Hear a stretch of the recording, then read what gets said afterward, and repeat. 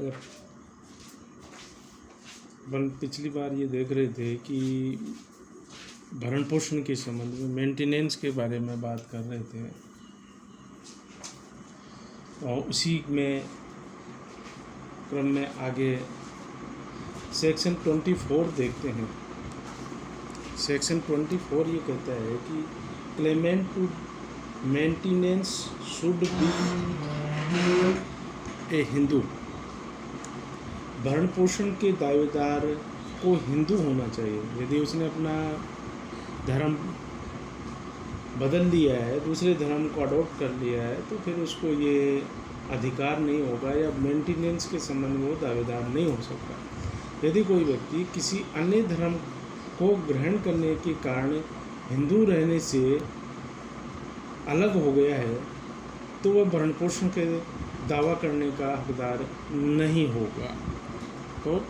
जब उसने क्लेम किया है तो वो हिंदू होना चाहिए, तभी उसका क्लेम न्यायालय द्वारा देखा जाता है, सुना जाता है। नेक्स्ट 25 जो है section adoption and maintenance act 1956 की, इसमें अमाउंट ऑफ मेंटेनेंस में भी alternate on change of circumstances. मतलब यदि कोई परिस्थितियों में बदलाव आ गया है तो भरण पोषण की रकम में भी परिवर्तन किया जा सके। ऐसा नहीं कि एक बार जो फिक्स हो गया है, एक बार जो न्यायालय द्वारा निर्धारित कर दिया गया वो भरण पोषण आगे के लिए हमेशा के लिए लागू रहे। उसमें यदि परिस्थिति में बदलाव हो गया है तो परिस्थितियों के बदलाव के अनुकूल उसमें बदलाव भी किया जा सकता है। यदि कोई तब्दीली कर दी गई है, भरण पोषण की रकम में भी परिवर्तन करना न्यायानुमत है, तो भरण पोषण की रकम में बदलाव किया जाएगा। अब आगे है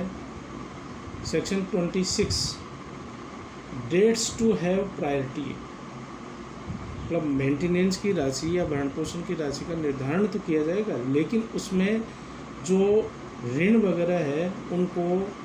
प्रायोरिटी दी जाएगी, उनको प्राथमिकता दी जाएगी चुकाने के संबंध में। मृतक द्वारा स्वीकृत या देय हर तरह के ऋणों को धारा 27 में अंतर्विष्ट उपबंधों के अधीन रहते हुए उसके अपने आश्रितों को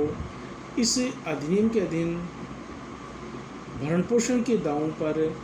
प्राथमिकता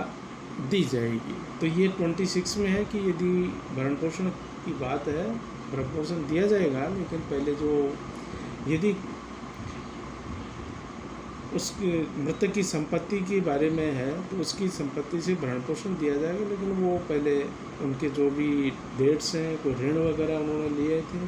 तो उनका पहले भुगतान किया जाएगा, उसके बाद रिमेनिंग अमाउंट या रिमेनिंग जो प्रॉपर्टी से भरण पोषण की बात आएगी। नेक्स्ट है section 27 maintenance when to be a charge. मतलब भरण पोषण कब भार होगा या चार्ज होगा, या ये कहें कि उसके ऊपर भारित माना जाएगा। इसमें है कि इस अधिनियम के अधीन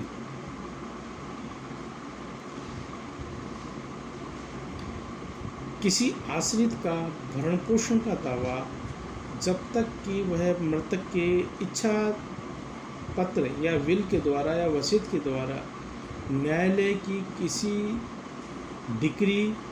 के द्वारा आश्रित और संपदा या प्रभाग के स्वामी के मध्य के करार के द्वारा या अन्यथा मृतक की संपदा या उसके किसी भाग पर भार सृष्टित नहीं किया गया हो, वैसी संपदा का प्रभाग पर भार नहीं होगा। तो ये धारा 27 है, वो अपने यहाँ डिफाइन कर रही है कि भरण पोषण कब भार होगा और बाध्यता के बारे में। अब 28 जो Hindu adoption and maintenance act की धारा 28 क्या कहती है? भरण पोषण के अधिकार पर संपत्ति के स्थानांतरण का प्रभाव, effect of transfer of property on right to maintenance. जहाँ की आश्रित को संपदा में से भरण पोषण प्राप्त है जहाँ की आश्रित को संपदा में से भरण पोषण प्राप्त है और ऐसी संपदा या उसका कोई भाग स्थानांतरण किया जाता है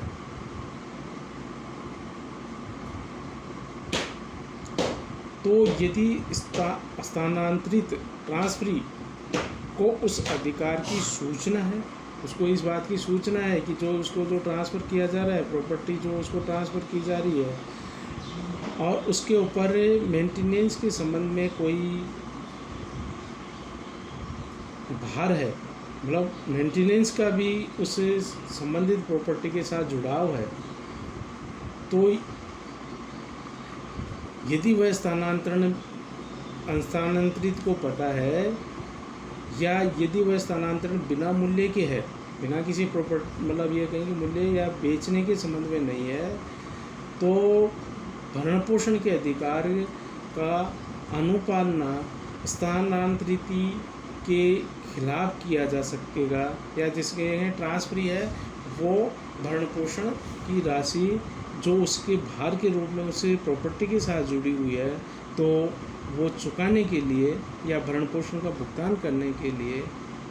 बाध्य किया जाएगा, किंतु ऐसे स्थानांतरी के खिलाफ नहीं किया जा सकेगा जो कि प्रतिक्रियार्थ स्थानांतरित है, मतलब कुछ मूल्य चुका के या उसका कंसिडरेशन देने के बाद वो स्थानांतरित बना है या ट्रांसफरी बना है, तो उसे उस अधिकार की सूचना नहीं है। मतलब क्या हुआ, किंतु ऐसे स्थानांतरित के खिलाफ नहीं कराया जा सकेगा जो प्रतिफल स्थानांतरित है और जिसे उस अधिकार की सूचना नहीं है, तब तो वो उसके लिए बाध्य नहीं होगा। अदरवाइज़ उसको यदि सूचना भी है और कि भाई इस प्रॉपर्टी को जिसको कि मेरे द्वारा ली जा रही है और उसके ऊपर कोई मेंटेनेंस का चार्ज है या भार है या मेंटेनेंस चुकाए जाने के संबंध में उस पर मतलब कोई जुड़ाव है, तो फिर वो उसको चुकाने के लिए बाध्य है, लेकिन उसको इसकी पूर्व में सूचना होनी चाहिए। अब सेक्शन 29 है जो कि निश्चित कर दिया गया, और इसको में ये भी बताया हुआ है 29 में जो रिपील किया है कि 1960 के अधिनियम 58 द्वारा निश्चित है। ये हिंदू विवाहित स्त्री पृथक निवास और भरण पोषण अधिनियम 1946 और हिंदू उत्तराधिकार अधिनियम 1956 की धारा 30 की उपधारा 2 को एतद द्वारा निश्चित किया जाता है, मतलब रिपील कर दिया गया है इसको, और ये बता दिया गया। और इसी धारा में है जो निश्चित और व्यवहार्थियों में ही है सेक्शन 30। धारा 30 क्या कहती है, इस अधिनियम के अंतर्विष्ट कोई बात इस अधिनियम के आरंभ के पूर्व किए गए दत्तक ग्रहण को प्रभावित नहीं करेगी। क्या है, इस अधिनियम में अंतर्विष्ट कोई बात इस अधिनियम के आरंभ के पूर्व किए गए दत्तक ग्रहण को प्रभावित नहीं करेगी, और ऐसे किसी दत्तक ग्रहण को मान्यता और प्रभाव का अवधारण किया जाएगा मानो कि वह अधिनियम पारित ही नहीं किया गया हो। मतलब ये हो गया ना कि दत्तक प्रभावित नहीं करेगा, और ऐसे किसी दत्तक ग्रहण की को मान्यता और प्रभाव की अवधारणा ऐसे की जाएगी कि मानो कि वह अधिनियम पारित ही नहीं किया गया है। तो ये अपने पास में आज अडॉप्शन ऑफ मेंटेनेंस एक्ट 1956 के जो हमने प्रावधान देखे, जिसमें सेक्शन 17 तक के अडॉप्शन और कुछ डेफिनेशन क्लोज देखे, और सेक्शन 18 से लेके 28 तक हमने मेंटेनेंस के बारे में जो इस एक्ट के तहत बताए गए प्रावधान के बारे में हमने इसमें एक विस्तृत चर्चा की, जो कि मेंटेनेंस और अडॉप्शन के बारे में व्याख्या की गई थी। तो अब इसमें किसी प्रकार का कोई भी कोई क्वेरी हो, किसी प्रकार का कोई प्रश्न हो तो आप इसमें मुझे भेज सकते हैं और